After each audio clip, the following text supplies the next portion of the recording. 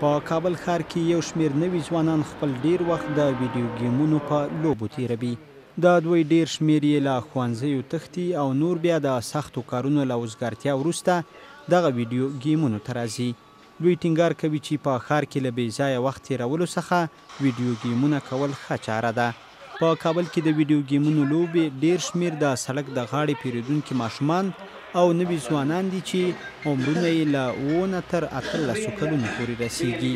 د کابل ښار په 2 ویډیو ګیمونو کې فرهاد او امید ازادۍ رادیو ته وویل فوتبال بازی میکنیم. از این طرف که خوب است در بیرون جنگ و چی کنیم، از این طرف خوب است بیاییم اینجا ساعت خواهد کنیم، مغز و فکر بسیار آرام میباشد و غیره بسیار ساعت و بالاتر میکنم و جنگ ها و زیاد جلوگیری میکنم.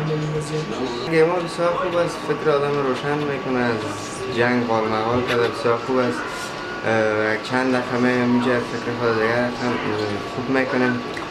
در بیرون جنگ و قالمقال انطوری بسیار زیاد شدن، از این خاطر میایم گیم میشینیم بازی میکنیم، ساعت ما رو تیر میکنیم.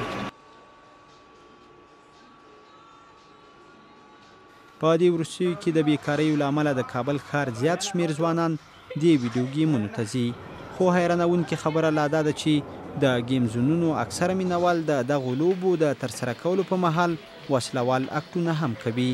په همدې حال کې د ګیم زونونو مسؤلین وایي چې د تیر وخت په پرتله اوس دا ډول مصروفیتونه ډیر شوي دي او ورځ تر بلې د ډیرېدو په حال کې دي. جنگ میکردن و بازی میکردن همراه تفنگ و چاقوی بازی میکردن.